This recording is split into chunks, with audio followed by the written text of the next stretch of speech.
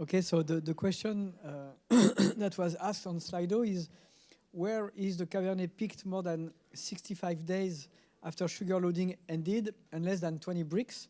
How does that happen? So I'm answering on behalf of Cecilia. I just spoke with her. It refers to her graphs where she had plotted number of days after the end of sugar loading versus the wine tasting score. And so 65 days after the end of sugar loading is very rare. Based on Cecilia's feedback, this was observed into one of her customers where the fruit was simply not pleasant enough for the winemaker to decide an early harvest. So he just delayed harvest as much as possible beyond what's typically observed.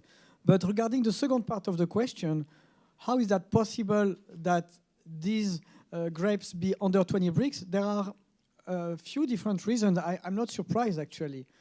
The main reason I'm thinking of is when you really let the fruit hanging on the vine for a long time, sugar starts to be respired.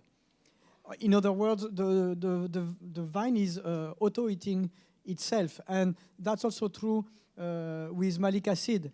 So first malic acid gets respired, and then sugar itself starts to get respired when you really push the envelope. So that could be one of the reasons why it's possible to still observe 20 bricks after 65 days post the end of sugar loading. And then the other option would be that maybe this fruit wasn't compatible with the production objectives simply because the ripening profile hadn't been smooth.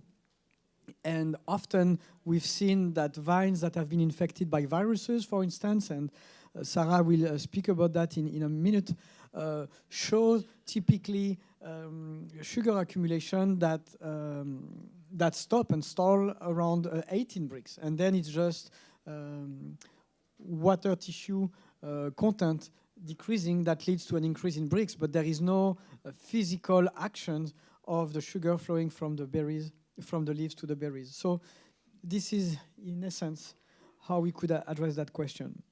So now that most of you are here, I'm going to quickly introduce this last session. So this session is always a little bit of a gamble, because what we want to do after having had this data-driven dissection of the vintage is also looking at what's ahead, what's in the future, how could we further leverage those observations, and how can we use new technologies to even sharpen our critical eye.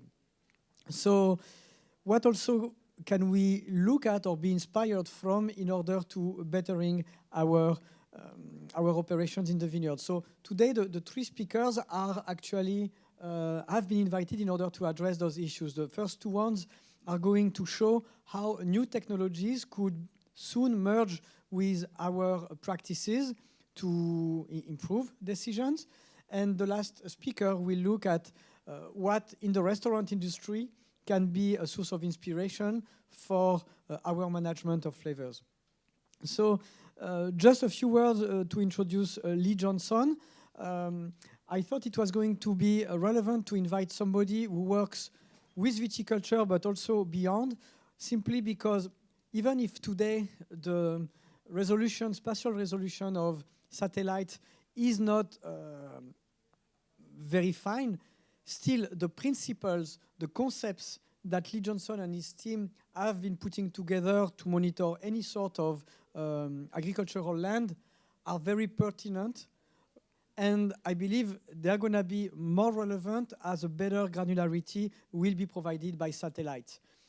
In that sense, getting some inspiration from what they do in almonds, what they do with non-perennial crop is a source of inspiration, because it's just a matter of years until this become more mainstream for us.